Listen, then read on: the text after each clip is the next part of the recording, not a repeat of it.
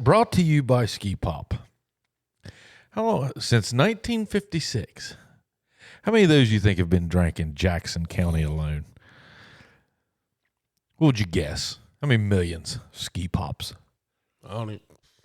Is it even unfathomable? Is it possible number. to do millions? I can't even. Yeah, millions and beyond. Since 1956, I'd say we're definitely in the millions. I'd say. I mean, it's probably grown exponentially. I would imagine. I'd say like production the last 10 years. I'm sure. I'd say it's down a little bit. Really? Compared to what it was, like those glass bottle ski days, you know. And then I don't know when they came out with the cans. This is all a new thing. Do you remember? Are you old enough to remember the white label?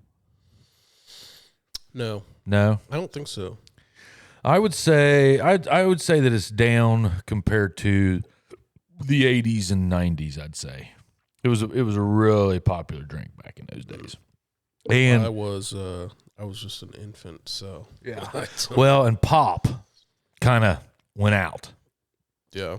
To an extent, which it's oddly enough that we're talking about this because I was originally going to bring you in here about caffeine. Oh yeah, because you're the coffee connoisseur, Jordan Lombardo. I try to be. Well, I don't try to be, but as a side effect of drinking and enjoying it as a hobby, I guess. Yes, you have been a coffee guy forever, but let's talk about let's get this out of the way. Let's talk about the Fender. Oh yeah, sharing your deal. Okay, so you tagged them, right? Yeah. I noticed on that whenever they said that, hey, tag us in your videos, that they were looking for people to tag them, right? Or I guess, right? Yeah, I can't remember what the tag is. It's like you tag like Fender. I think it's like Fender feature or something. Like it's just a hashtag you use, so they have a kind of a database. I made that video months ago. It was so weird that happened because the very night before, me and my dad were on the phone and we were just talking about different musicians in town, and I don't know if he watched Evan Brown's or what happened, but we were just talking about it, and I was like, hey, listen, there's two guys, and really in particularly one guy, you know, because I kind of look at Hogue as I kind of feel like Hogue is in his retirement days. Like I say that, and not that he's not working, but he's kind of back, doing things more out of passion than he is.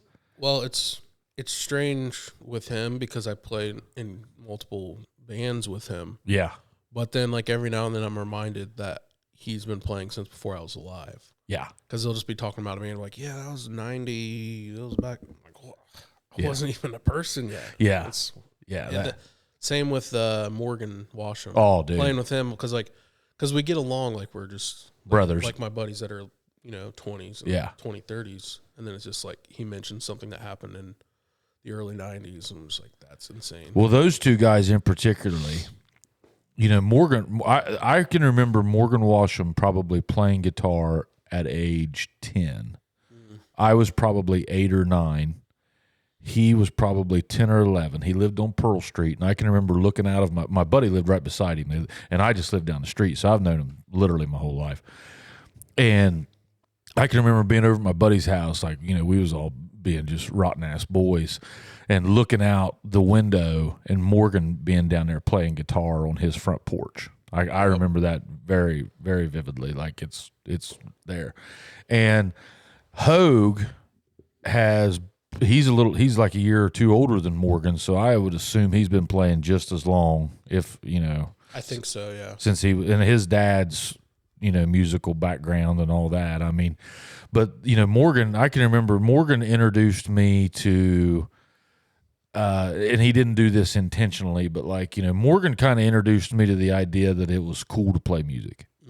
Because, if you back in the 90s, whenever you had the grunge rock and all that stuff that we talked about with Evan, they were using a lot of stuff that we didn't know how to do yet. If that makes sense? They were that grunge music phase, and Morgan was kind of like in the 70s stuff, I can remember Senior Assembly, his senior year of 1997.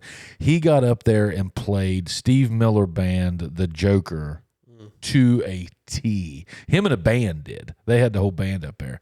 And I remember, I can remember that, just thinking that was the greatest thing ever. And then, I didn't really know Hogue until, as of recently. I still don't know him very well, but, I remember him, and I remember him playing. And, we were talking about those guys, and me and my dad were, and I said, there's one guy, I said, he's young enough, and he's damn sure good enough. And I said, it's Jordan Lombardo. And I was like, Jordan Lombardo is one of those guys that if the right person would see him, he would, you would be out there. Like now you're going to get grabbed and you're going to get an offer of some kind. And I was curious to see, have you had any of that since that reel came out? So you shot this reel months ago, you said, right? Yeah, that was, I don't even remember. It's probably been, I want to say 6 months probably. Oh, wow. It was a while ago. I haven't posted to TikTok in general for probably 4 months or so. Okay. Yeah, so that had to have been. When did you tag them? When I posted it. Which was when? I don't know. It would have been a couple weeks ago, maybe. Oh wait, what do you mean? Whenever you made that? Oh, so you made that video, posted and tagged them several months ago. Yes. So when you because you put the hashtag on the video, I post it. So that had been months ago. Yeah. Oh, and they just now are sharing it. Yeah. Oh wow, okay, I didn't realize that. Yeah. So Fender, the largest guitar company in the world, right? Is that fair to say? I mean, it's either them or Gibson, and I would probably put Fender at the top of that list. I think Fender is definitely. I think they're more renowned, I would say. I'd say, probably. Yeah. Gibson's a little bit more, to me, it's a little more on the boutique side. Kind of like the old retired dads, they want a really nice guitar, they get a Gibson, $4,000. Yeah, borrow their 401 and, go buy a Gibson, where Fender has guitars affordable and some that are just skyrocketing in prices. And they also, Leo Fender, the founder, invented the bass guitar, the electric bass guitar. Okay. So it's more of a legendary kind of company. Yeah, and they're really, I can honestly say this, I think, Fender has an acoustic line. Mm-hmm. I don't think it touches the Gibson acoustic line. Probably not. I don't play acoustic, really. I mean, you can, but you don't. It's the same. Yeah. I'm not big on it. Well, that's all I am, is acoustic, and I know if I had to pick between a Gibson acoustic and a Fender acoustic, it's a Gibson all day. The lowest model Gibson is probably better than the highest model acoustic Fender. I could see that. Yeah. But they are renowned for the Stratocaster, the Telecaster, the flying, or what is the bird? What's that one? The V shaped one. What's that? That is that's not Fender. The Flying V. It's not a Fender? Mm-mm. That might be a Gibson. Yeah, I think that's Gibson. That is a Gibson. Yeah. They didn't have one like that? They might have had a knockoff one. Fender's really Stratocaster, Telecaster. They have Jaguar. They have... is that what Cobain played? He played Jag? Yes, he played a Jaguar, and then I think he played a few Frankenstein, Jaguar mixed with something else, just weird. Mm-hmm. Well, yeah, they have that, and then they have what's that? Jazzmaster. They have the Jazzmaster. What's that bass that was it was one of the most pristine basses that they had. I remember Ron Dayton has one. The most popular bass, electric bass in the world, is the P bass or precision bass. Precision bass, yeah. Yeah, that's the most. Yeah. Yeah. That's the Stratocaster of the bass guitars. Yes. Yeah. And the Stratocaster is the electric guitar. It is, yeah. Whenever you see, even if it's generic, every brand has a Stratocaster, guitar. When you think of electric guitar, it's that shape. Mm-hmm. That's the guitar. Yeah, and the difference between that and a Tele is there's 5 pickups in there, 5 switches compared to 3. Yes. The main difference, because, they've been making them for 60 years. Yeah. 70 maybe. And there's always little tweaks. Yeah. Different series. The main difference in the sound is that the Stratocaster has humbuckers type of pickup. That's that fuzzy. Yeah, it's the old school. Yeah. Using, I don't know the science behind it. I just play them. Yeah, it's not that single coil sharp Tele sound. You know, there's but it can also do that. Yeah. So it has like a to me, whenever it's distorted a little bit, it kind of sounds broken. Like it just has like a little, like it just has an edge to it that you don't get sometimes on like humbucker. Like if you're playing like a more modern guitar or just a Tele or you know, it's kind of a cleaner sound. It's like I don't know, less wild to me. Yeah.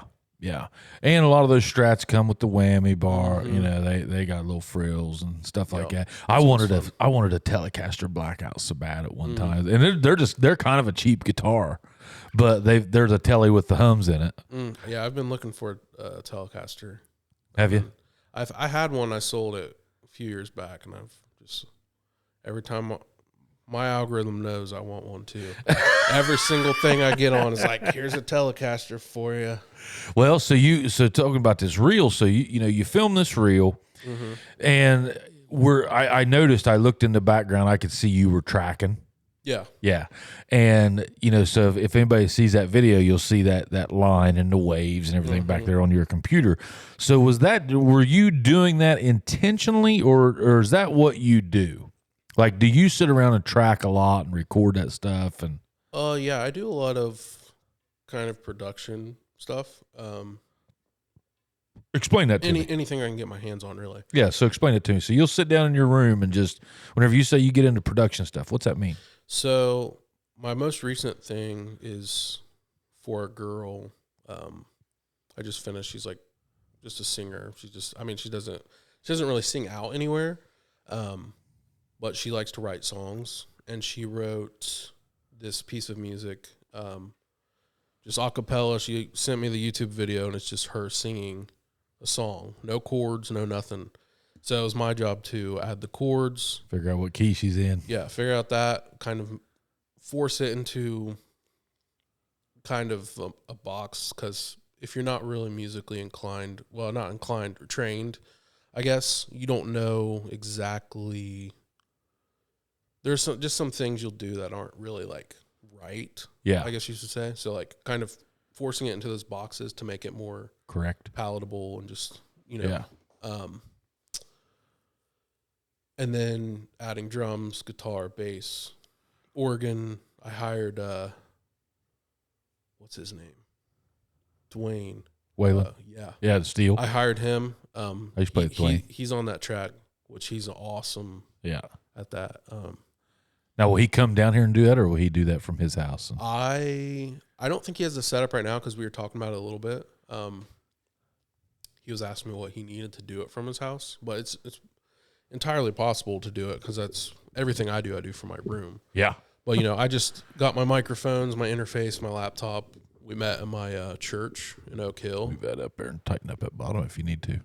There you go. Now, there it is. But yeah, I just tracked him, got a few takes of his playing on the song, had him listen to it a couple times, added that in there. Get his feel. Yeah. Well, that's what's cool, because it's all original. Like, like I was watching you in that reel, and I knew that was just kind of like a backing track, and you were just kind of, just playing around. Improv over backing track. I was blown away about how many scales you could play within 60 seconds. I was like, my gosh, I mean, you were everywhere on that thing. Yeah. Was that out of E flat? I don't remember, honestly. I'd have to hear it to remember I don't remember. Yeah, I was trying to figure out where you were in that by just listening, and it's like, I think that's E flat. It's very possible. I know it was just like a kind of like minor. It was like a Dorian vamp, kind of just jazz fusion. That's probably what I typed in. Probably just jazz fusion, backing track, whatever. Oh, so that's what you'll do. You'll just type that in. And sometimes when I'm bored, yeah. Yeah. That was back in because I haven't uploaded the TikTok since there was the whole like, TikTok's getting banned. It's going to now, I guess. And I'm just like, I'm just not going to post anymore. Like, it's just, I'm not going to bother with it. So whenever you share that, or whenever you send that to them, and just like last night, and I looked on it before we got here, it's still growing. I think how many views is it up to now? 20,000 or something. I don't remember. It's nothing crazy. It's not like a million, but it very well could sit there and do that. Yeah, I mean, and well, I'm hoping I can get more, because I mean, that video is not really that impressive. Like, I do probably more impressive things just like at the bar on a Friday, like any regular Friday. Yeah. You know, it's because you have to play the game. You have to have the nice looking video. Has to be presentable. Has to sound good. Has to be mastered to where it sounds good across systems. Has to sound good on the phone, on the laptop. Mm-hmm. Are you still into the do you go by the old adage of buy shitty desk speakers, and if you can make it sound good out of them? You've heard that. I've heard that. Yes, yeah. I've heard that. I can't remember. Bart. Yeah, I can see that. That was a Bart Wiseman line. I actually got them from Bowman. He let me borrow them indefinitely, basically. Yeah. So I've just been borrowing those for probably he knows 14 where they are. years. Yeah. Yeah, he knows exactly where they're at. Like, yeah. So, whenever you say master that, like, and I think a lot of people, when I hear podcasts do this too, they mix things down, or they mix it all together. Whenever we say mixing, guys, in our world, we mean, bring your audio to the point that it can be heard out of a system. Yeah. And just like this podcast, I've mixed it right here, but then we will bring it over and add it to the video. And I think a lot of people, if you don't have, this is where the podcast was really easier for me because of my music background. And I hear a lot of these podcasters that you can tell don't have much music background, and by the time they get that sound mixed, they've lost a lot of the qualities that it might take to make it sound good through an iPhone. And I've noticed this on Chubby Guys. Depending on where, like, in my car, I've got a tendency to keep my low ends kind of high, keep them up. Yeah. And if I'm not careful, I just feel like this all the time, and it's not real clear because I've got the bass turned way up in my car. Yeah. So, there's a lot of stuff that you kind of have to watch. Yeah, for sure. Whenever it comes to that. But like you said, whenever you're doing it in a bar, you can't bring a ring light, camera, it's easy to run your sound out. Yeah. But yeah, we've done that before. Every now and then our band will mic up and try to just get some content. Mic the kick, one condenser over the drums, whole thing, DI the guitars, send it all out and then mix it. And it's a lot of work though. Oh, dude, isn't it though? It's a lot of work, and then you get 300 views, and it's just like, why? I'm not doing that. Yeah, yeah. But you got to look at it too if you get a gig out of the deal. Yeah, for sure. Which I think we have. So. Oh yeah, I'm sure. Looking at it like that is definitely this new thing. Not to kind of get off topic here, but like Evan and I were talking about this. I don't really see in the music business, and Evan and I disagreed on this, and I appreciated what Evan said about it because he brought something to light. He wants to go out and do the bars for the reps. He wants to go out and get that practice, get that stage presence, and I completely get that. We've all done that, and it's helped. Yeah. My thing that I was talking with Evan about, if I was doing that today, I don't know that I would put a whole lot of emphasis in going out and gigging. Now, you have to get gigs in order to get paid. Yeah. But I think like your marketing can all be done at home. Like, you know what I'm saying? Like, and if like you were trying to get yourself noticed, like just like you, I mean, you're a prime example. I mean, going back to like what I told Dad, I was like, I'll be very surprised. And I told him this after the day that I shared your video, and I said, "Hey, Dad, speaking of the devil, we were talking about Jordan. Did you see that video I posted?" And he said, "Yeah." And I was like, "Hey, that's what I'm saying. I think somebody might see Jordan and say, hey, I can use that guy." Now, are they going to do that off of a 60-second riff in E flat? Probably not. Yeah. But they might follow you and then see what else that you can do, because like you said, that was just the icing on the cake. I mean, that was, or not even that really. I mean, that was just a piece of what Jordan Lombardo is capable of doing. Yeah. I think if I was able to hire someone or have some type of team, if I had that type of money, I could be much more successful because that's really what you have to do unless you get lucky. Like that's what you have to do today. So I mean, even the guys that are like the people like gigging with Taylor Swift, just like making ridiculous amounts of money, like all those people, all those pop stars, like I know confidently I could do that. I would agree on guitar or bass. But you know, you have to be lucky, right place, right time, a lot of work. So it's less about skill and trying to, you know, because it's, I mean, the skill level required to do that isn't super high. You know, you have to have good ears, but it's really a matter of, you got to have stage presence. You got to have that. Got to have look. Yeah, you know, which doing your homework. You know, you're kind of lucky in that sense. Like, you know, you've got the look. You know, being a black guy that's playing a Stratocaster. There's not too many of those out there, right? You know, and that's why I was like, man, you know, somebody. I hope it does for you, man, because you are by far, in my opinion, probably the most talented guy around. Well, I appreciate that. I don't know anybody that can hang with you. I do a lot of work. Well, it's not even really work. It's just more of, well, I guess it is. But anytime I heard, because I heard it all through college, you know, people would say that I had some kind of like inherent talent, which I don't really believe in too much. I think the main difference between me and anyone else is that I can sit down and play guitar, and I can do it for 4 hours, 5 hours, and not get tired of it. Just like, you know, just playing. Where other people, like, it's a chore. Yeah. You know, 30 minutes, try to tell them, like, hey, play for 30 minutes, and it's like they can't do it. Yeah. That's kind of weird. Yeah, I wouldn't. I mean, I don't mean this as any disrespect at all to you. I'm not going to sit here and say that I think you're like some freak. You know, I think that you are incredibly gifted with working at music. Like, I think people don't really understand sometimes the amount of work a guy like you's been doing for, you know, what are you, 30, 28? Yeah, 30. You're 30? Yep. You know, you've probably been playing since you were, what, 12, 10? Yeah. Somewhere around there. Yeah, that's about right. And how many hours a day, how many hours right now at age 30 do you play on average a day, you think? A day. I mean, there are some days where I don't I'm sure play at all. Sure. But when you sit down to play, how many days a week are you grabbing your guitar? Anymore, it's 5, 6. Well, anymore, there's probably gigs are where I'm playing a lot.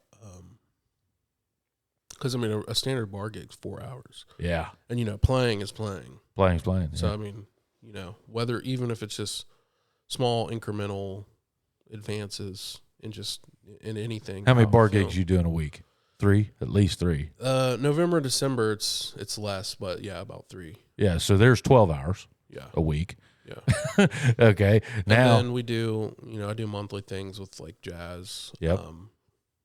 Our jazz group plays once a month, and that's usually a 3-hour. Are you still playing in church? Oh yeah. Yeah. So yeah, I play every Sunday. I'll call that an hour. Yeah. And I'm playing drums there, so that's how I practice drums. So you're practicing a little bit for that, and then you're playing in the church. I'll give that an hour, if not maybe an hour and a half. Yeah. So I would say safely you're still playing 20 to 30 hours a week. I'd say yeah. I mean, a full-time job. Yeah, yeah, it's a lot of But that's the thing, like I was saying earlier, is if you tell someone who isn't super proficient at music yet, you have to play this many hours a week. You know, it's going to be a chore. Yeah. Whereas if they just do it and they enjoy doing it, it's a different story. I Mm-hmm. feel like. I remember whenever I learned how to play, I told this, you know, a bunch of times on the pod, but I didn't have any cable. I didn't have any, and I just had all that time. Mm-hmm. You know, this was before the cell phones, before the internet. And like I was telling a guy at work not too long ago, like, you know, man, I'd throw on a CD like Dwight Yoakam and just sit there and try to play along with that thing. Mm-hmm. You know, and that's how I learned. And I think back at the hours, you know, 2, 3, 4 hours every night, you know, it was like, but boy, that's where it happens. Yeah. I mean, I tell guys, you know, I'm sure you get this all the time. Hey, you teach me how to play, you know, and you get this 40-year-old guy, and it's like, hey, dude, how much time do you have? Yeah. You know, if you don't have a lot. Yep. And I'm torn there. You know, you have the older guys who don't have time to play, and then you have the younger guys who do have time, kind of, but they don't have the same desire to play. You think it's they don't have the same desire, or do you think nowadays the average ADHD is just kicking in? Because I definitely think it's somewhat an attention thing, but it's also, I don't know. I think it's changed a little bit. I remember when I was probably 14, 15, there were local shows, you know, whether it was here or Chill Coffee, and it would be bands, people our age playing. And nowadays when there's a local show, it's like still people my age. Like, I agree. Trying to like bring it back. Like, no, like, why aren't the kids doing this? I agree. Like I did a gig. I did my first like out and about gig in like 2 years. I did one last Wednesday and played up at the brewery for what was it? 6 Cents? Oh, cool. Played up there for a Christmas party. Oh, okay. And, you know, it was a 4-hour deal. I played music over my speakers for 2 hours, and then I sat there and played and sang for 2 hours because I'm not doing 4 hours anymore. I'm just not doing that. I'm past that. And I have a job, so I'm not, you know, it's like it's a lot, isn't it? I mean, that's a long night. You doing 4 breaks? You doing like break every hour? Yeah, typically my main gigging band, session 5, we typically do 45 minutes on, depending on the gig. If it's like a 2-hour gig, maybe we'll do 50 minutes and 10 minutes. Yeah. But sometimes some of those gigs we do, we have this place up north we play. Atchison's is what it's called. It's on Indian Lake, so it's like way up there. Yeah. But they pay well, and sometimes we'll do 5 hours there, and it's rough. Yeah. We did 5 hours one time. It was in August. It was like one of the hottest days of the year. It's an outdoor gig. Oh. It was a nightmare. Just sweating everywhere. Yeah. It was rough. Yeah, your clothes are just soaked. Not to mention, because I usually carpool, bring Jason with me. Yeah. Indian Lake is like 2.5 hours away. Yeah. So it's a 2.5 hour drive, 5-hour gig, pack up, 2.5 hours back. That's hard to do for $100. Yeah. Which we wouldn't do for $100. Yeah. But thank you. Yeah, but that's the world of the bars. And you know, I used to run one, and I can tell you, they really can't afford much more than that. Yeah. You know, whenever you're selling $2 Bud Lights, you know, and you're paying a band $800, you know, you got to sell 400 beers, and everybody's like, "Oh, that's not a big deal." Yeah, it is. Yeah. Not too many bars are selling much more than 400 beers. You know, I understand it. I mean, but sometimes you have these bars that they try to pay you less than $100. You know, they try to pay like $50, or they act like they have like no money, like to pay. And it's a bar. Well, they very well might not. It's possible, but I mean, we have places in Columbus that we play that are just like slammed like all the time, and then they try to pay. They try to like each year like take our pay down a little bit. Like, we're not playing here anymore. I always said, what's your thoughts? I will talk about this. I always said, in the bar world, and if you're going to go out and gig, then I think that you should bring someone with you and charge a cover, and you get the door. You tell these bars, "Hey, I'll play for free. Or, you know, you don't have to pay me anything, but we're going to charge, you know, $6 a head or whatever." And where I screwed up, like at the stockroom doing that, was we had food. You know, so it was like, do you charge somebody a cover if they're just coming in for dinner? Yeah. You know, so that was why, you know, we always tried to have those time constraints of like after 9 o'clock, there might be a cover. But like I've gave him credit several times on the pod, Steve Abley. Okay. And whenever he had, I think it was So High that was in there. He did that. He brought his own person. And I remember it was just the best thing for both parties. Like he brought his own door person in. They made like $1,500-$1,600, you know. Now there were several bands, and I don't think he actually made any money. Yeah. But like he paid, it was like a Halloween party, and he like organized like 3 or 4 bands to come with him, and I think he paid those guys. But I thought, man, what a genius way of doing it, because I couldn't have paid him $1,500. You know, like I said, I mean, you don't sell 1,500 beers. Yeah. You know, like if you'd sell 20 cases of beer, that's only what, 480 beers, you know, or something like that. Yeah. 24 beers, every 10 cases is 240. So you're at 480 beers at $2. That still doesn't cover that. Yeah. You that know, makes sense. You know, I forget where I was going with all that, but like, what do you think on that? Would you rather have that and like have the chance on making 1,500? Like, because you see that crowd sometimes, and you look out there and you're like, well, shit, there's 150 people on the dance floor. I ought to be making more than $150 for this gig. Yeah. But it's like, yeah, but you've also played a lot of nights when there's 6 people out on the dance floor, and you still got your same $150. Yeah. I probably would prefer just a guaranteed. Would you? Just the amount. Just because I know what I'll drive up for. Yeah. And, if more people come, that's great. And it's still sometimes supplemented with tips. You guys put out tip jar? Oh, yeah. Yeah. Yeah, sometimes we do really well in tips. Sometimes there ain't nothing in there. Yeah, sometimes it's $1. Sometimes it's, we'll get an extra 100 each. Yeah. Depending on what it is and where it is. But yeah, I mean, the $100 thing that's like bare minimum. That's a dinner. Yeah, that's like and I think it's been like that for a while. It's been like that for, it hasn't adjusted with inflation at all. It's been, Hey, I upped the prices from 100, like for a solo act, I upped it from like $100 back in the mid 2000s to like $300. And I almost got crucified for that, and I can remember when bands were playing for $250 and $300. And then I kind of, whenever I had a band, I was like, we got a minimum of 500. And if we leave Jackson County, it's 8. Yeah. And I mean, they were making more money playing music in the 70s than what they are today. Yeah, for sure. Now, margins are slimmer too, Yeah. Yeah. I could see that. Because, I mean, anytime I go, like if we go to Columbus, it's minimum is $20 in gas. Minimum. So, that plus taking into consideration the time,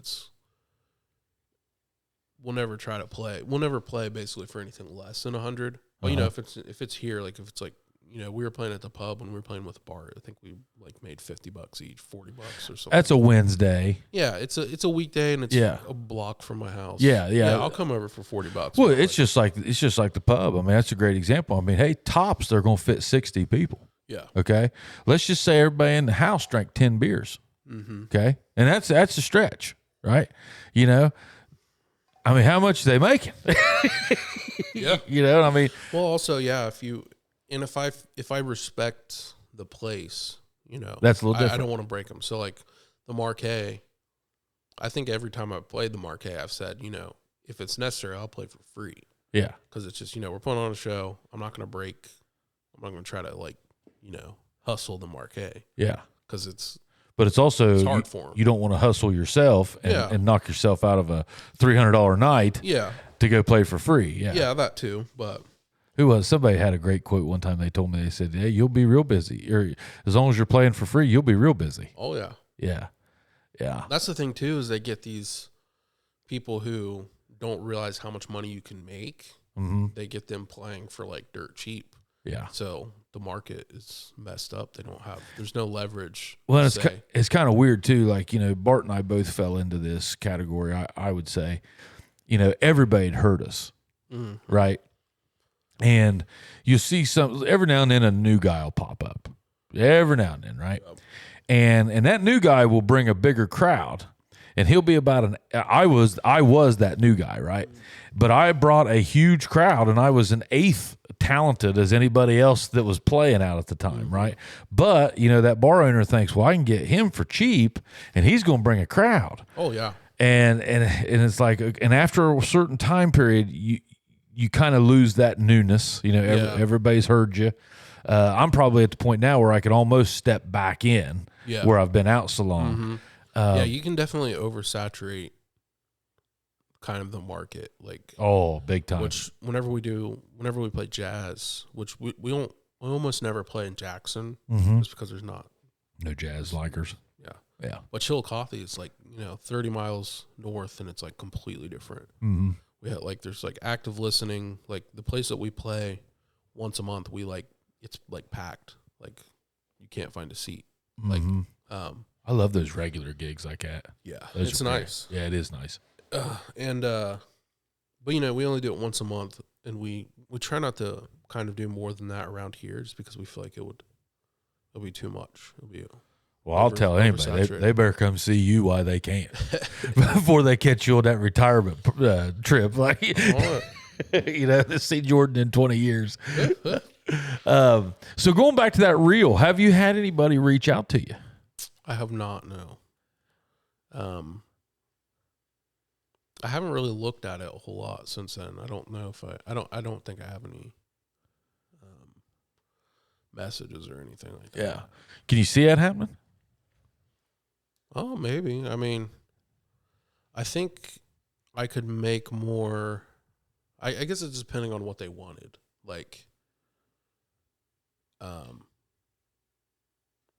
because you could probably find, like, if they're looking for like a jazz fusion like shredder dude, they could probably find that much better at me in that area. Anywhere three blocks, down in Nashville, they could find that. Yeah. Yeah, I mean, you can find anything anywhere. So I mean, I think it's more of a matter of I'd probably have to make material that's more marketable towards.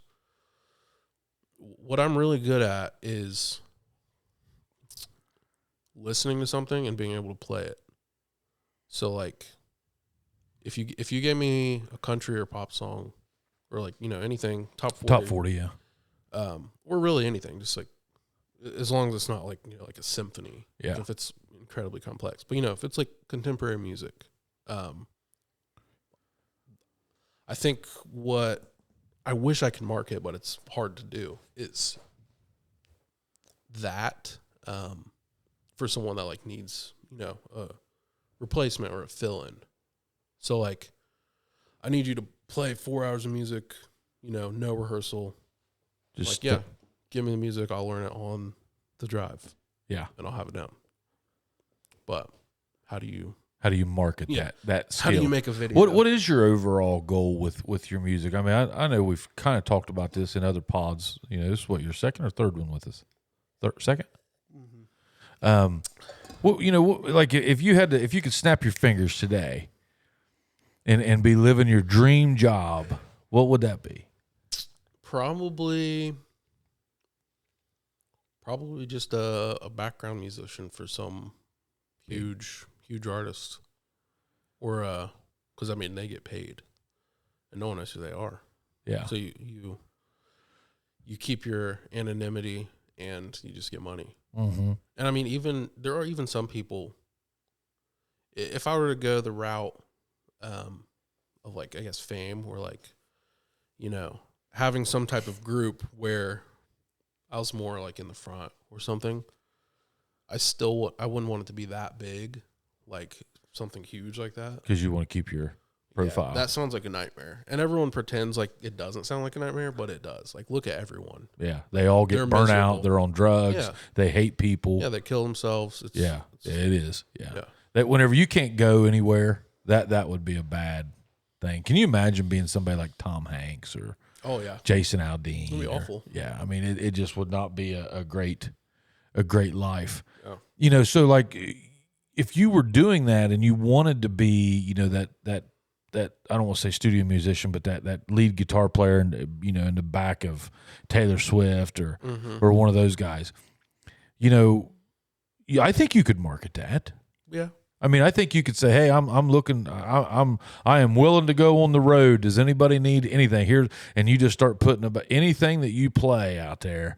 You just start putting it, because I mean, here's the thing: you are not just a guitar player. Mm-hmm. I mean, you play anything. Yeah, that's what I also try to market. I just haven't been really successful at it because it's time consuming. Content is it's crazy. time consuming, and you don't have. It's an investment. It's like, it's not. It's pumping money into a stock and not knowing if it's going to go up. Yeah, it won't go down probably, but you you don't know if it's ever going to go up. So like, Yeah. why am I going to put this in it? But what you're putting into it, you're never getting back. So it's like, do I do this? You know, do I work on this project for a month, which I think will showcase my skills and this, but then, you know, gets 27 likes, and I'm just like, okay, I'm just out. Time, effort, money. Well, I think that you have to look at it as not, I'm going to work on this project for a month. I think you would need to say, okay, I'm going to spend a year and I'm going to do this amount of projects, you know, and then we'll see where it goes. I don't think that you could judge it off of one project. Like, I think that would be tough.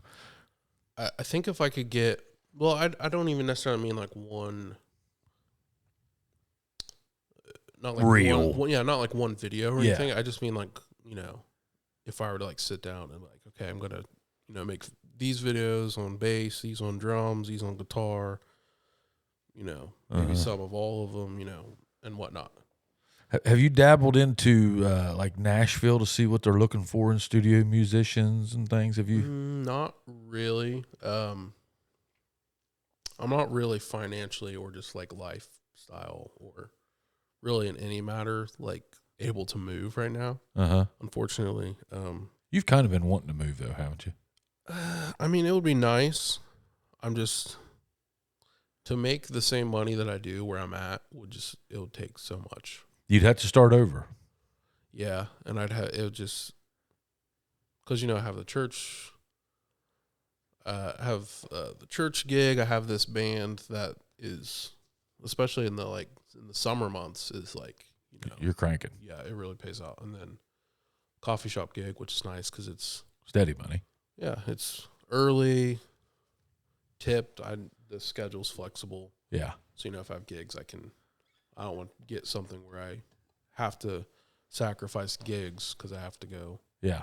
You know. Yeah. And you know, you're right. Going back to, you know, I was playing at the brewery and I was thinking, here I am, a 43-year-old has-been or never was really. And, you know, why am I here? Like, and the reason being is nobody else is doing this. You know, like not nobody else, but like there was a day whenever there was about, you know, a dozen of us around the county that, you know, you could pretty well, we all kind of rotated around and did different things. Well, I don't see that now. Yeah. And like, you know, I know like just like down here on the corner over there at the brewery, most of those places had music 2 nights a week, you know, at a very minimum, you know, 1 or 2 nights a week at a very minimum every week. Now, you know, both of those places don't even have music. Yeah. Really. So, I mean, you're seeing, it's kind of like, you know, whenever I was younger, like really running the bars, like in my early 20s, I can remember I didn't even like bands, like, and I played. But like if I would go into a club or somewhere and they had a band playing, I typically would leave because I wanted to DJ, I wanted to party, I wanted to dance, I wanted to do all that stuff. Where like a lot of bands nowadays, you know, if you're not into that style of music, it has to be kind of a acquired taste, so to speak. Yeah.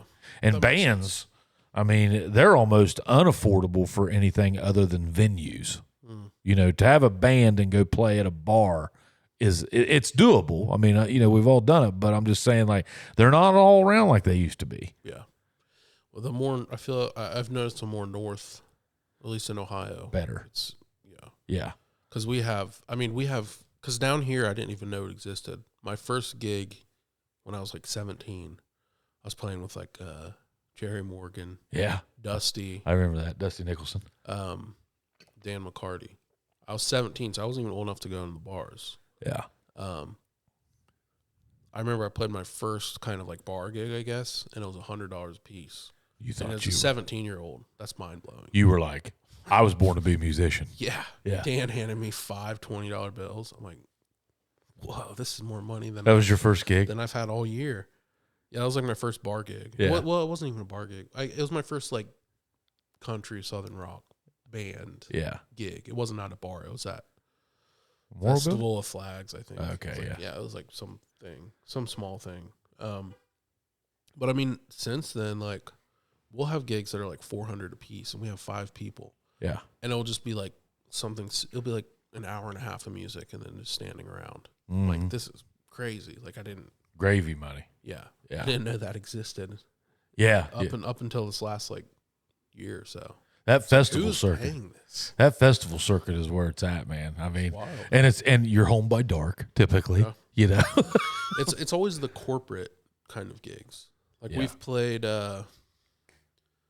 We played some. I don't even know. I honestly just don't even know what it was. It's something for the zoo. Yeah. Like we're at the Columbus Zoo and there's like giraffes outside and we could like feed them, pet them and stuff. Yeah. And and we played. I think we played 90. 10 songs. Yeah. We played probably 10 songs and then we like just kind of let. There's a couple of musicians there who weren't getting paid. We let them use our system to sing through and like do karaoke or whatever. It's like 2 hours, 400 apiece. Sent us home. Like, okay. Yeah. That's what we need. Yeah. Yeah. That was kind of my point with whenever I was talking with Evan. It's like, hey, you know, other than the reps, I don't see that being where the money is. Now, it's good money. You know, I mean, you can go in there, you can throw out a tip jar, you can put $150, $200 in your pocket. But, you know, the big paying gigs were always like the corporate, the Christmas parties, the weddings, you know, just anything other than a bar. Yeah. You know, and I sound like I'm knocking on them, and I'm really not. But, you know, man, alive. I mean, you know, it's just exhausting getting home at 3:30, 4 o'clock in the morning. You know, you set up, you're there early, you set up, you got to sing for 3 or 4 hours, play, then you tear down, and your whole next day is just shot. Yep. You know, I can remember just laying around on Sundays being like, okay, what day is it? Like, you know. Oh, yeah. I've had gigs Saturday, you know, get home at 2, 3 in the morning. Then I have to play at church at 7 in 5 hours. Yeah. Yeah. It's like, oh. Yeah, dude, I did that one time. I had to play out to Calvary, and I got home at 4:30 from Springfield, Ohio. Might as well stay up at that point. And I was, I remember, I told him the next morning in the congregation, I was like, "I'm sorry that I look like an absolute mess, but I am." I was like, I got home at 4:30 last night. Yep.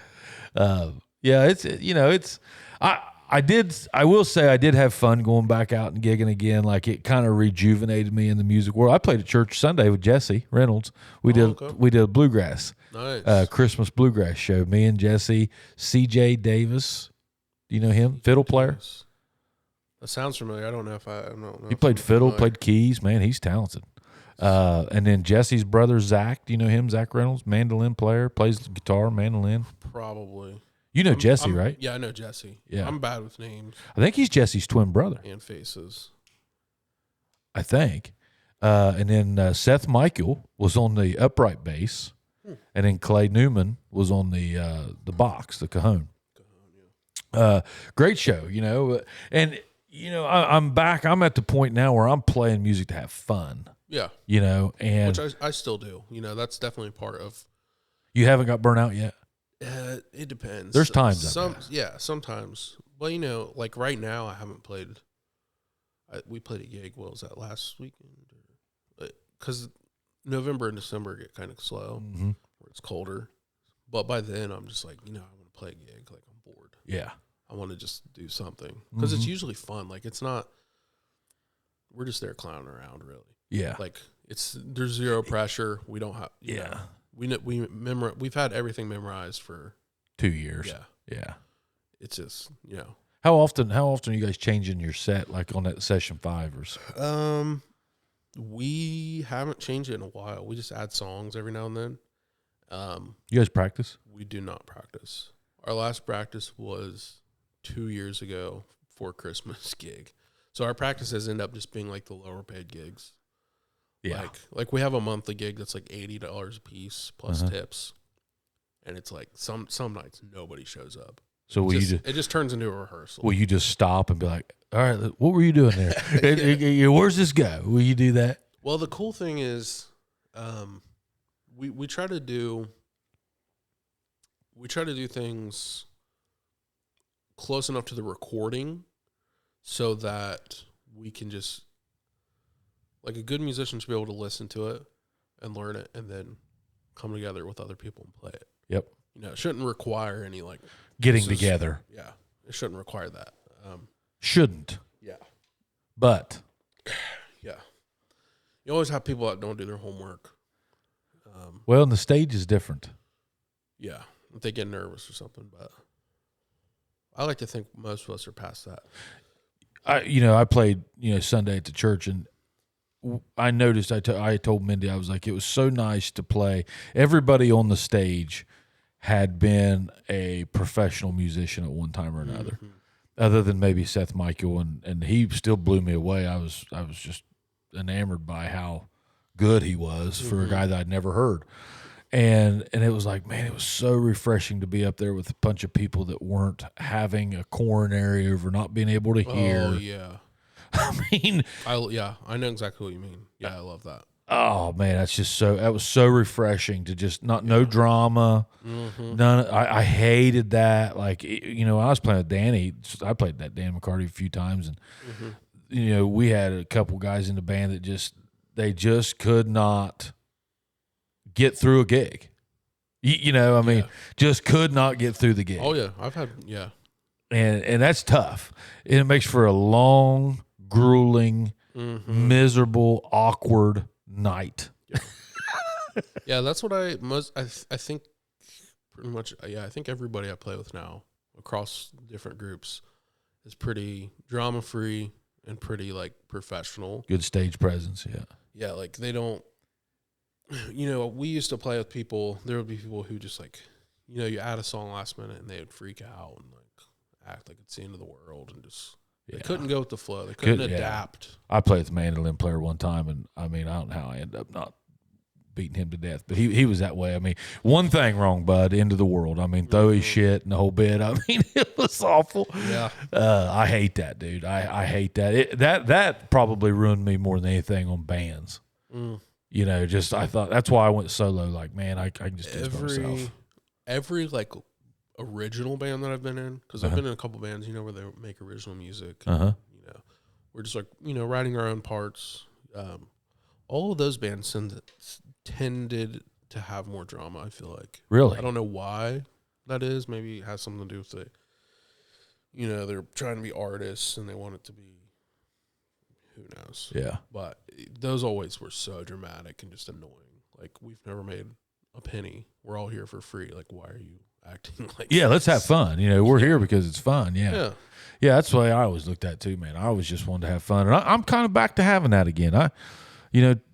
I'm glad that I went out and did those couple shows to get that fire back a little bit. Now, do I have any interest in going back out and doing 70 shows a year? No. But maybe 10. I can see 10 maybe coming back, but get one somewhere once a month. I love that. It's nice. Everybody knows where you're going to be. They know who's going to be there. I like that. I loved a good regular spot like that. That was nice. Yeah, that's why I hated whenever we lost the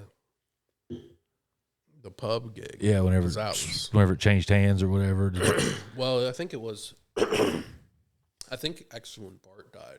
Yeah, when Bart died. Yeah, I think that's technically when we stopped. I thought somebody tried to take that back. Like somebody tried to redo it or something whenever Bart died. Yeah, probably, but I don't think it worked out. Yeah, Bart was the Cheeseburger Wednesday. Yeah.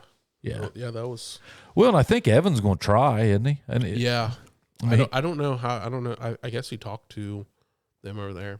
Yeah, that would be cool if it came, but I don't know. Yeah, it'd be cool. I mean, like I said, it would still just be some more live music. I would love to have some songwriter stuff around here. Like there's another struggle. I don't know about you, but something I struggle with now. It's like, how many covers do I want to play? Now that's what got me here. That's what we all started with was covers. And it's like how long do you want to not play your own music? Now, you're not singing, so it's probably not as big on you. You're just kind of in the background, getting the band through, keeping the band together. But like whenever you're solo like that, or or you're playing to a crowd that's listening, and it's like, well, those songs are all, it's like those aren't my songs. Like, why are they listening to these? I'm just singing somebody else's songs. I struggle with that a lot. That makes sense. Yeah, and the more I go down to Nashville, like the less you'll find me down on the Strip at Broadway, the more you'll find me like trying to listen to new music and different things, and it's like just trying to pick stuff up. And I don't know. That's something I do struggle with big time. Is just, and I love a cover, right? I mean, who doesn't love a good cover song? But it's like, man, why can't I just write my own? It's laziness. Yeah, I feel that. I just don't like to sit down and do it. That makes sense. So let's talk about this coffee. Hey guys, while we're paying the bills, let's talk about one of our oldest sponsors that's been with us since the beginning. Geiger Brothers. Geiger Brothers is headquartered in Jackson, Ohio, with offices in Columbus, Ohio, and Knoxville, Tennessee. We provide construction services in Ohio, Kentucky, West Virginia, and Tennessee. A veteran and dynamic staff of talented people, symbolic of our 100-year history of success, gives Geiger Brothers a distinct advantage. Leveraging that experience for our customers allows us the ability to provide consistent and superior performance for their construction, engineering, and fabrication needs. And hey, we've had several of these guys on our shows. Scott Massey, Kyle Hickey, Shay Meredith, just to name a few. Go back, look through some of the old episodes and get to know them. It's a great group of people that have been with us for a long time, and we certainly appreciate it. So enjoy tonight's show, courtesy of Geiger Brothers here in Jackson. This one, Not this particular coffee. I don't know. What are you drinking on right now? It's just a coffee from Uganda. Uganda. Single origin Uganda. Origin Uganda coffee. Now, what kind of caffeine, how many milligrams of caffeine are you drinking a day, or do you even know? Me, probably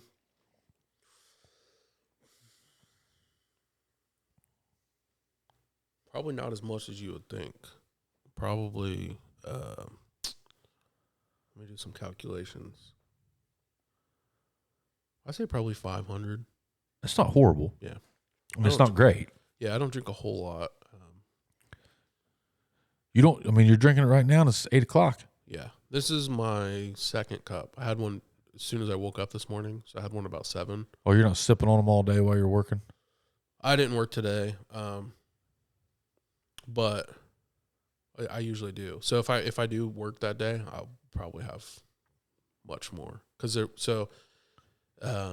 Most cafes, whenever they serve espresso, they will pull, just for efficiency's sake, and training and whatnot, they'll pull it's a double espresso no matter what. So if someone says, hey, I want a single espresso, or they want 3 espressos, you have one left over.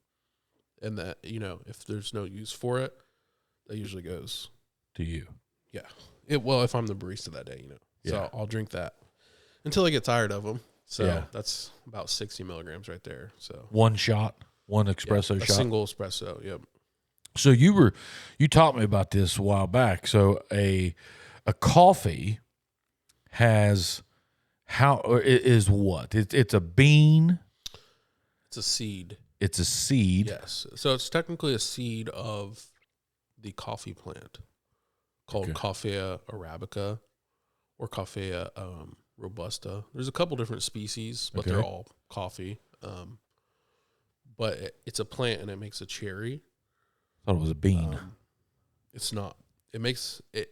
The fruit of the coffee plant is a cherry, and the seed of that cherry is what we call a coffee bean. So it is a seed of a fruit. What do they do with the fruit? Some people eat it. Some people use it. I don't think I've tried it. Would it be like super high concentrate of caffeine? I don't think so. I think it would be less than the seed for sure. It's not. I'm not sure why it's not widely consumed. Just now learned about it. Yeah. Some people do eat it though. I guess it's just like a sweet kind of fruit. So if you just get a black coffee, you're getting that ground up seed times 100 or whatever, however much it takes to do that. But you're getting that ground up, added into water, and it dissolves into water. Essentially, yes. Yeah. So now let's move to espresso. Mm-hmm. What is an espresso? So espresso, there's a misconception that there is espresso beans, and there are not. They're just coffee beans, the same as like This is coffee. McDonald's is coffee. It's all the same species. It's just coffee. Espresso is a method of brewing. Okay. So espresso technically is coffee that has been extracted under 9 bars of pressure. So an espresso machine is going to Squeeze it harder. extract the coffee under pressure. Harder than a coffee bean or a coffee seed. Yes, it's extracted. So to get the solubles out of coffee grounds, it takes heat, usually, and it takes time. So that's why whenever you brew a cup of coffee, excuse me, it takes a couple minutes, right? Even if you're doing like a single pour over, it takes a couple minutes. Espresso, it was invented to be faster extraction, so it uses pressure. The pressure component supplements some of the time that it takes. So you're extracting it much faster. So what you end up with is a more concentrated coffee. It's still just coffee, but the brewing method. Looks like smoking a joint versus a dab. Maybe. I don't know. Yeah. I don't know anything about Would be that's your concentrate. Yeah, that makes sense. Yeah. I've never drank either, so I don't know if this is a great comparison, but it's like, people taking shots versus if they have like a full cocktail would be like if someone got a latte, it's liquid.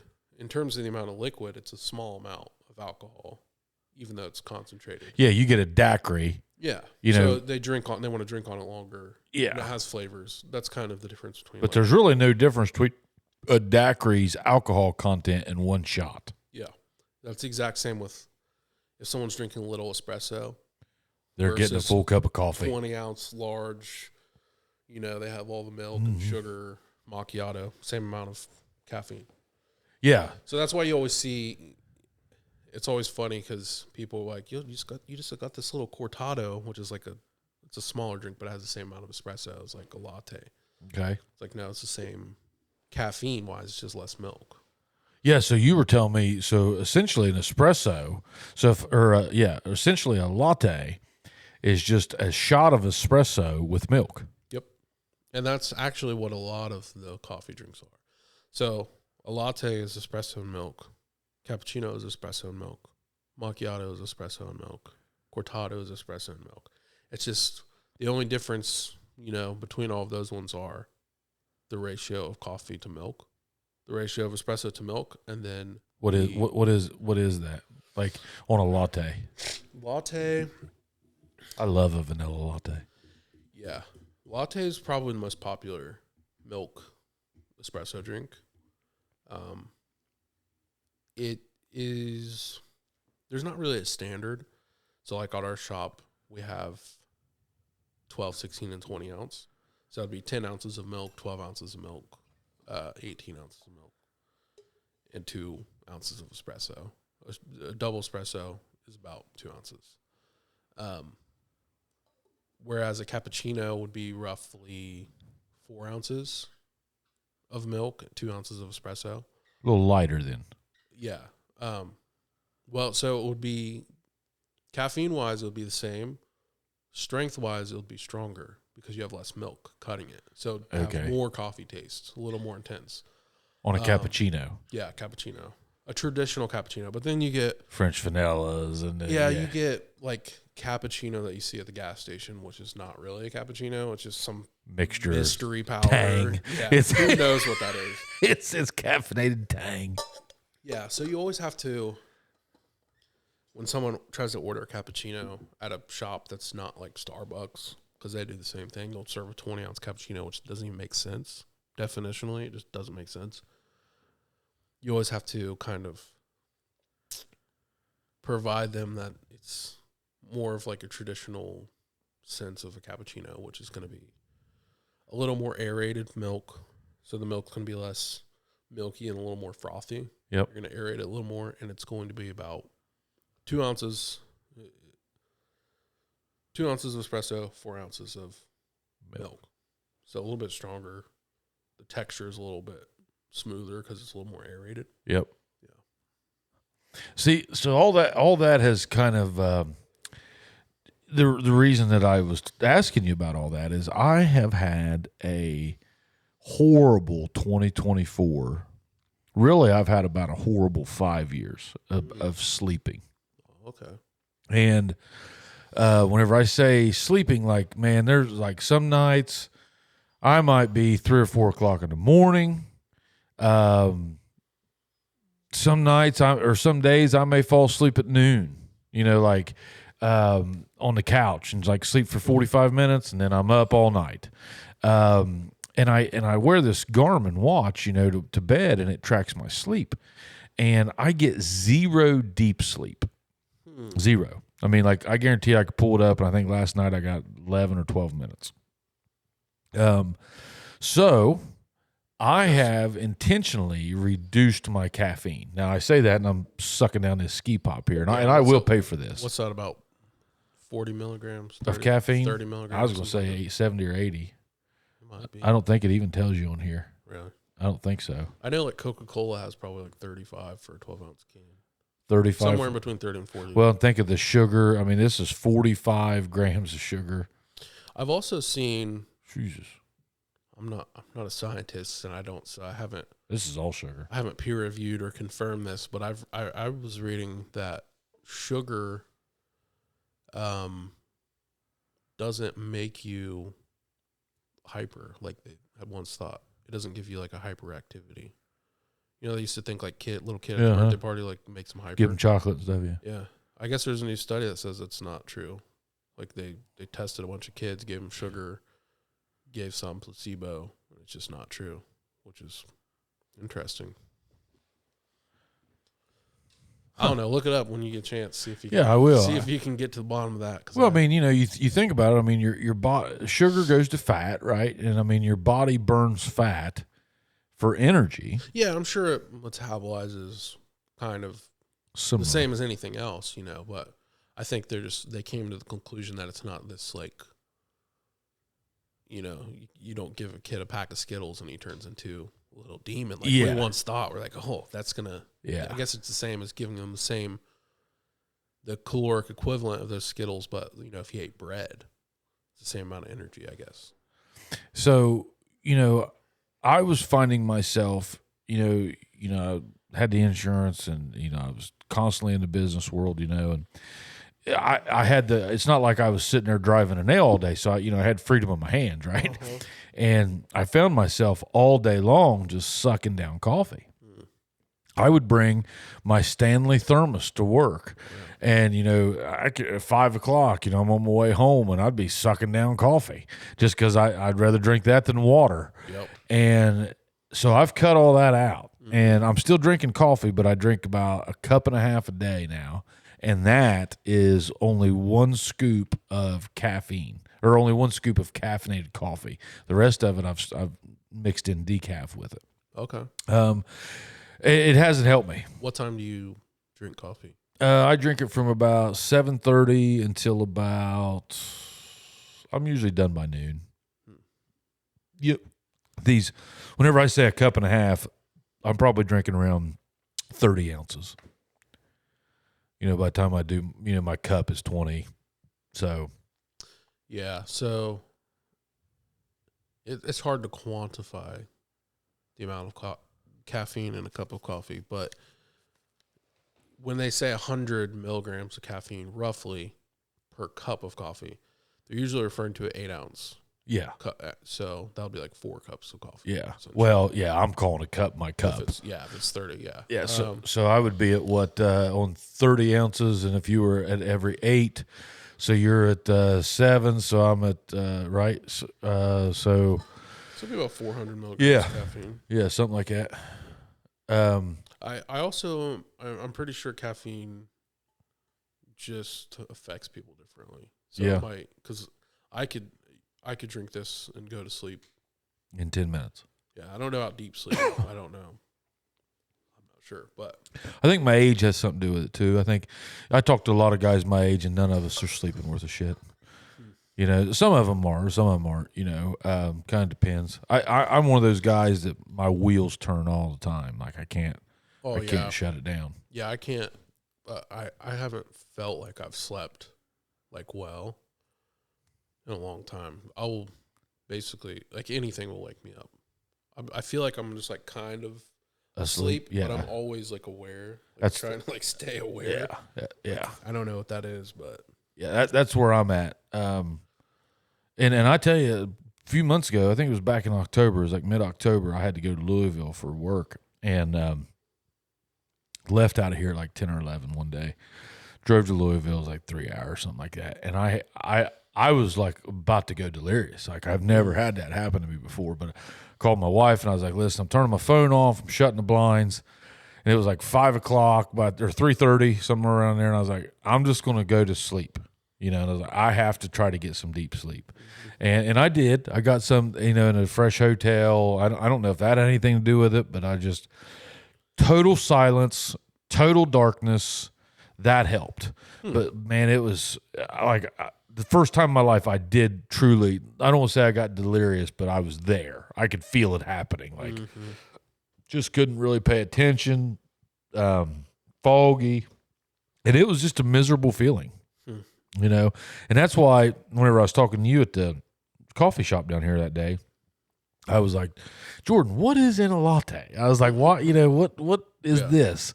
Which I like that but there again, now we're back to, it's kind of hard, to do that. But like if 8 ounces is a cup, so my standard cup of coffee is probably running about 230, 240 milligrams of caffeine. it's possible.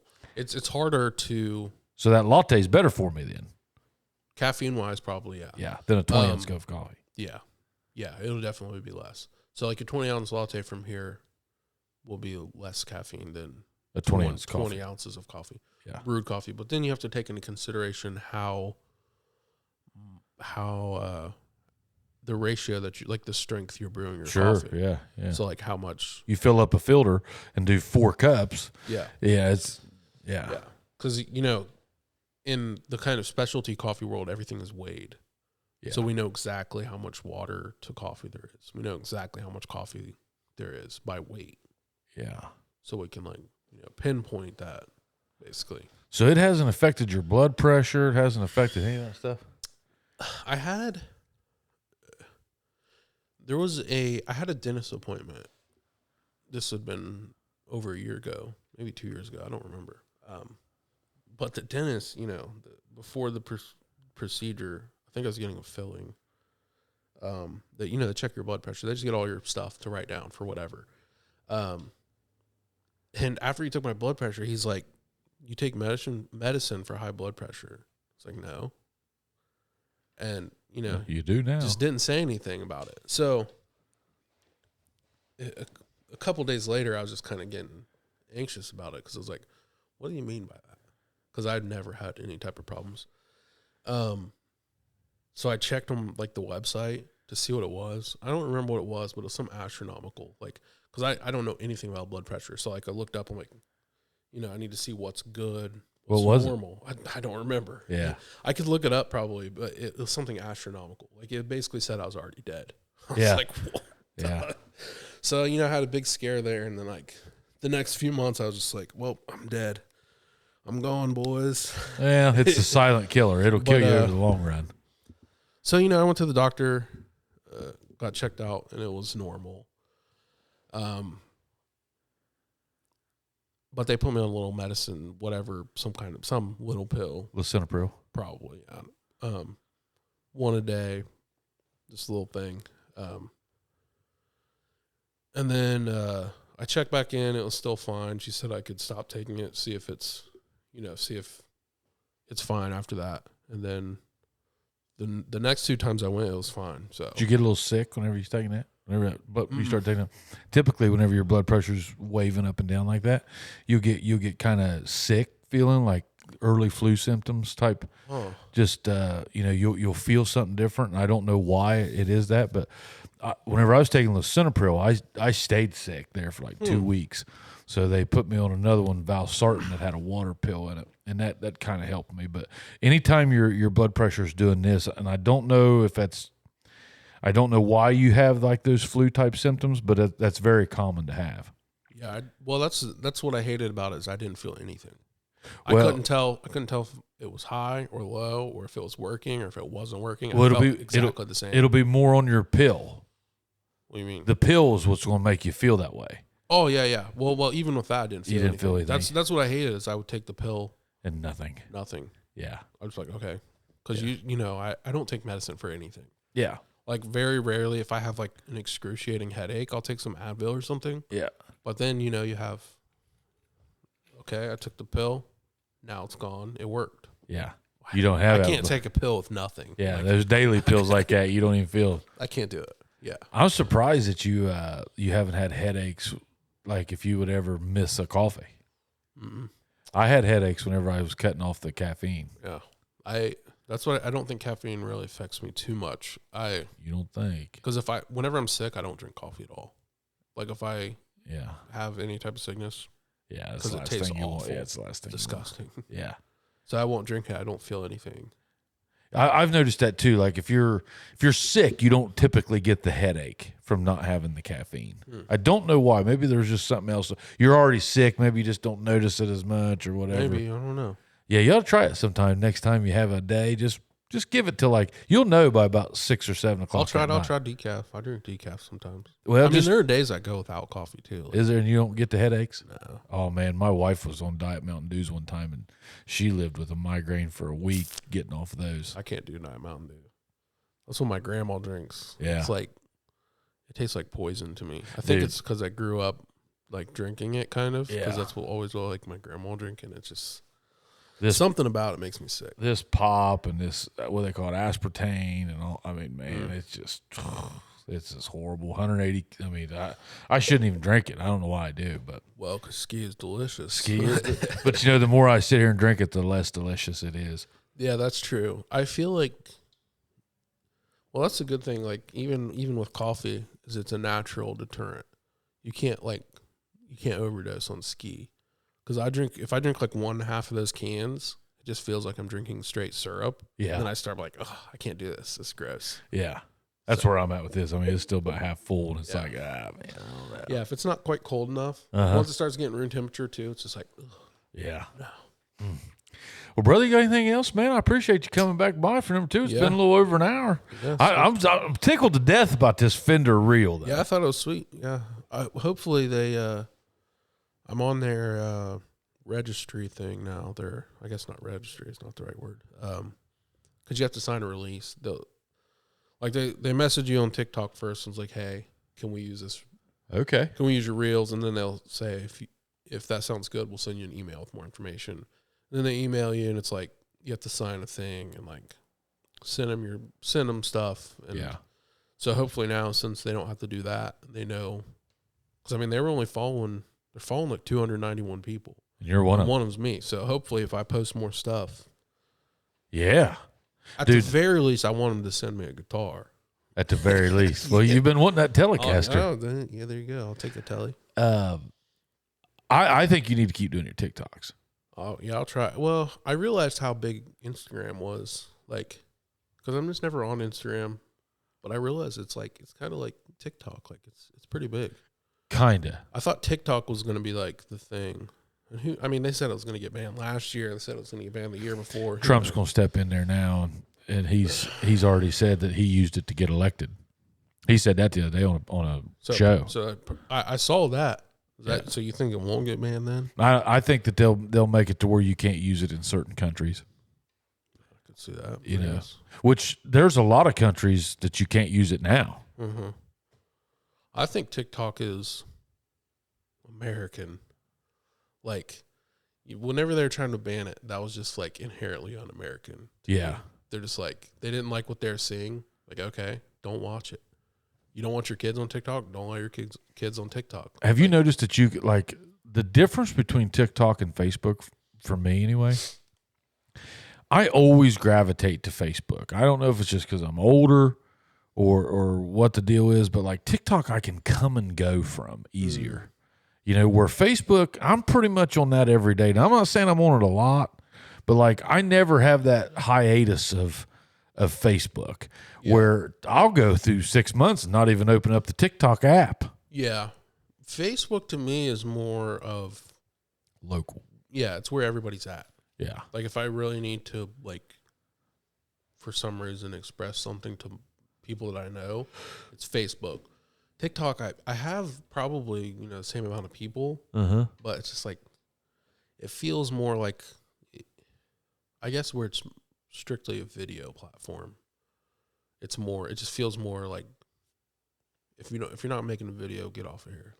Yeah. Or if you don't want to watch a video. Facebook is just more like general, like. Yeah, I think Facebook's more like a bulletin. Where TikTok's more like Netflix, YouTube, Spotify, and Facebook all wrapped up into one. Like you can watch movies, you can buy stuff. I mean, my entire Christmas shopping this year was done on TikTok shops. Oh. And I probably saved thousands. Oh yeah, TikTok shop has some good stuff on it. Oh, 100%. I'm spoiled with Amazon's delivery speed. Like I hate ordering something and then like tracking it for the next 3 weeks, dude, waiting for it to come from Shanghai. Yeah, Peru or somewhere. Yeah, dude, I ordered Gibson a Skibbity. It was a Christmas shirt, and it's like Skibbity Rismas, and it was the Rizzler, and it was like 14 days, and I was about to have a come apart, and it's like. I don't know why. Like it's coming from the Netherlands. Like like why am I so upset that it took it 2 weeks to get here? It would take me 2 weeks to get to the Netherlands. Because we're spoiled with Amazon. Yeah, and literally, I ordered something from Amazon, and within 12 hours, it was at my house. Yeah, it's wild. You can order something tonight if it's the right item, and they have it in Columbus. You can order it, and by noon tomorrow, it'll be at your house. Yeah. It's amazing. Now, TikTok, though, I think that is where a guy like you, is going to shine. Like Evan and I talked about, there's millions of guys sitting there with a flat top, singing their guts out with a cowboy hat on and shirtless with a ring light. Yeah. There's not too many people doing what you just did. Well, There is. Yeah. But it's definitely a more niche kind of thing. But also on TikTok, I've noticed the reason why I tried to initially, because I'll upload videos for TikTok and then I'll take them and throw them onto Instagram every now and then. Yeah. But TikTok feels more like the followers. Like I get more comments. It just seems like there's more people that like. We have way less activity on TikTok, way less. And we have 50% more followers on TikTok. And our videos, we've never had a video on Facebook get over 1 million views. We've got 2 or 3 on TikTok that have. And Instagram's got one that's got almost 5 million views. And I've never had that on Facebook. Ever. Yeah. I think I need to put more stuff on Instagram too. Because it feels like a nice middle ground. It does. Kind of.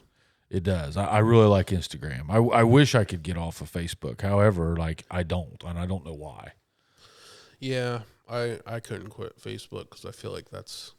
Well, it's just like you and I. That's how we communicated. Yeah, that's how I communicate with most people. Sure. If I'm not, texting them. Yeah. But also again, I can't post.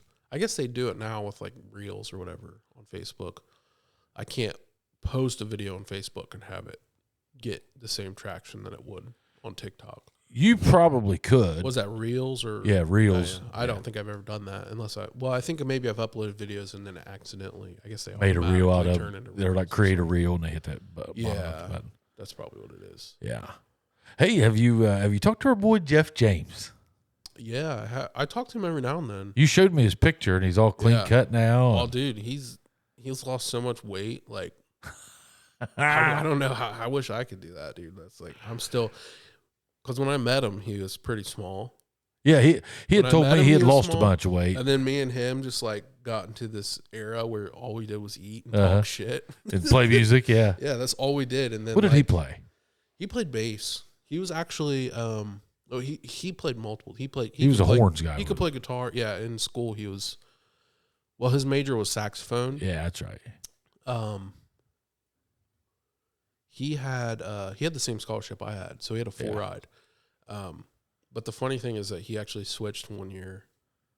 It was the year that I became the adjunct professor for bass. He switched, and then he was my student. So it was just that was our lesson. You know, we'd have a lesson and doing it. Sometimes it would end up just being coffee. Like, Yeah. we'll just go to McDonald's and get a cup of coffee. That was our lesson. Is he still putting bay? Yeah. Is he loving it? Yeah. Yeah. That is. Is he playing music up there? I don't think so. I feel like he's just working like Bartending. Yeah. Yeah. Like working just ridiculous amount of hours. He had a passion for bartending. Oh yeah, he's good at it. He's making bank up there. Is he? Yeah. Yeah. Making way more than I'm making. I know that much. Well, he's serving beers, you're serving coffees. Yeah. Well, no, I just mean in general. In general, yeah. What's he do like right now? I'm not sure. There's probably a bar I know or two he open. was. I know at one point he was volunteer firefighting. Okay. Something like that. And then he was teaching at one point. I don't remember. He's doing side quests. Yeah. Doing all Jeff's a kinds of hustler. stuff. He's yeah, a he hustler. do whatever. Yeah, he's always worked. Oh yeah. Yeah. I'd like to see him. I haven't seen him since he left here. But yeah, he like whenever. Do you remember when I dressed up as him as Halloween? I don't remember. What? I think I remember that. I don't think I ever saw it. You didn't say, "Oh, dude, it was great." Yeah, we had a ball there. Whenever he was at the bar, I'd like make sure he's doing all right. I'd like to make. I sure remember he's- every time I go in stockroom, I make sure people know I painted. I'm like, I painted that, right? Oh yeah, I forgot you did do that, Yeah. didn't you? You know, I was thinking, hell, you painted everything that year. You painted my apartments. Yeah, painted the apartments. Yeah, we painted all kinds of stuff. That was during COVID. Yeah, that was. It was rough for a lot of people, but that was one of the best times. Oh, I love for me. I love because I was on unemployment for one, which was ridiculous, and but I'm not going to complain about it because it was they keep people from doing that by tying the amount of unemployment that they get to their income and a percentage of that. But you earned So it's that like, unemployment. okay. Yeah, well, they said so you can't do that usually, but then they're like, hey. Flat rate, $600 a week on top of that. Yeah. So that just went out the window. It would have made sense if they would have said, okay, some percentage of what you made added to it. Yeah. Because of that. They just said flat 600. Yeah, you're living high on the hog. Like, just go in the stock room, just paint. Yeah, paint. Just do a little. Yeah. You and Jeff did all that painting. You painted those pillars, didn't you? Yeah, we painted the pillars. We painted like the bottom railing, bottom trim. Yeah, I haven't been in there since the day I left. Really? And I mean, not for any particular reason. I don't like going to bars anymore. And the I don't either. It kind of ruined me. Like running that bar kind of ruined that thought for me. It used to be, it was different. Whenever I was playing in the bars, I just spent I spent 20 years in them. I was either playing in them, and then I had that one, and it was like, man, I'm ready just to give that a little breather. And it's only been 3 years. I think I got out of there in 21, but that's the only time I'll go into bars if I'm playing. Yeah, I don't really have any other reason to. You don't drink, do you? No. I haven't had a drink since October, and I think I say I'm done, or I say I'd like to be done. I really enjoy having a drink with Chad whenever he's on the pod, and I do. The problem is I cannot stop once I do. Like if you and I had a bottle of whiskey right here, we'd just keep right on. And I mean, once it hits my lips, I just got to keep taking it until it's over. So I'm better off not to. That's kind of why probably part of the reason I've never tasted alcohol. Yeah, you never. Yeah, I don't know what it tastes like. Yeah. And you don't. You don't do drugs. Same with cigarettes. Same with weed. Never tried it. Never tried weed. I don't have like a moral aversion to it or anything. Just never done it. Yeah, I think that weed being legal now, it's going to be interesting to see what that does to the alcohol world. Yeah, because and I mean I've been a weed guy for a long time, and I've been an outside observer of people using weed and using alcohol. I've been around alcoholics. I've been around potheads. Yeah, which one do you think you'd rather hang around? I prefer potheads, 100%. 10 times out of 10. Every single one of them. I've never been with anyone who's smoked so much weed that it's like annoying. Yeah, or just to the point like I don't want to be around this person anymore. Yeah, but alcohol, it's like some people just like 80% of them. Yeah, they grow horns and they just right here, bud. Yeah. That's me. Yep. Yeah. It's a lot of people. And I wasn't like that until about the last 5 or 6 years. Now, some people would argue that I've always been like that, but the last 5 or 6 years, something happened with me, and I don't know what it was, but like when I do drink, I just lose it. I just have no control over Jason Gillum at all. And I just kind of made up my mind I was done. That or I got to be in the right company. Yeah. If I'm in the right company, and then I have to watch what I drink.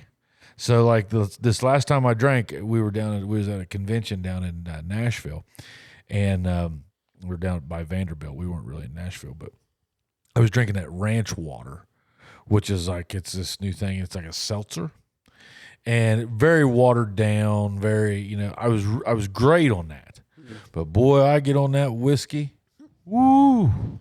It's a different ball game now. I mean, beers, I'm okay unless I drink the weird beers. If I get on the IPAs, those high octane beers, I kind of like whiskey. Is it an alcohol thing, or is it? So, is it like the actual amount of alcohol that you're consuming, or is it Probably more to do with? Well, because I'll drink a glass of whiskey like I would a glass of beer. Because I've heard people describe getting like a different kind of Buzz. I guess like drunkenness depending on what they're drinking, but not related to how much like alcohol they've actually consumed. Yeah, a beer buzz is different than a whiskey buzz. I truly love, number one, the taste of whiskey. Number two, I love the beginning buzz of the whiskey. I love knocking the edge off. The problem is out of left field from the Brooklyn side, out of nowhere, whiskey will smack you right across the face and then keep smacking you until you go down. And that's the part that I've never been able to come up with the happy medium on whiskey, because if you haven't ate that day or whatever, now, hell, Chad and I can sit here and we could drink 30 beers and I'd probably be okay, but I'm probably more just like bloated and just buzzed than I am anything. Where the whiskey, I mean, boy, once I cross that threshold, it is just a different, keep me away. Don't ever do it. If I was you, I would never try it. Well, I think after 30 years, I think it's safe to say you can't see one of these days, I've got past the peer pressure. You have, yeah. Because people said the whole as I was growing up, like, oh, one day you'll get there, one day, bud. Like, yeah. like, no. Like, well, you're in a bar. 30 and I've never tried it. Like, you're in a bar 3 or 4 days a week. Yeah, and if people knew the people I grew up with, yeah, I'm not going to be peer pressured. Like, if those people didn't peer pressure me, yeah, it's not going to happen. Yeah. No, I can't see you. Now, you don't know how life happens. Maybe one of these days you just say, you know what? I'm going to try it, and maybe you love it. Maybe you drink it like you do coffee. It's true, but I mean, even with coffee, it's definitely more of a culinary taste thing versus like caffeine or like I'm not interested in caffeine at all. Like, yeah, it's more of a culinary, like, because coffee is very like this coffee here from Uganda, like the tasting notes, melon. There's a melon tasting note, cola. But it's just black coffee. Like, that's what I'm into, which I imagine is it's compared a lot of times to wine. Yeah. So, like, you tell someone, but most people, when you tell them you just drink black coffee, that means a certain thing, even though that doesn't mean anything. It's like saying you drink wine. It's like, okay, what kind of, that's. Yeah. Or you Chardonnay or yeah. Do you think that, or have you ever tried the Mudwater mushroom coffee? I've heard of it. I've never tried it because I feel like it is catering to Joe Rogan. Maybe, I don't know. Well, people that want to, it's catering to kind of like a supplement type crowd. Like, yeah, like the guys that's doing testosterone.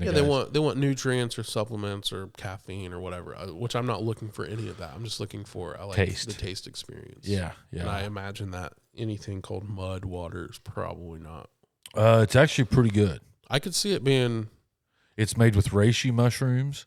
It's made with lion's mane mushrooms. Yeah, you are right on the supplement thing. Yeah, you're 100% right. Like, the reason I could probably, now that I think about it, I could go back to it now. The reason I got away from it before is because I was drinking a Stanley a day.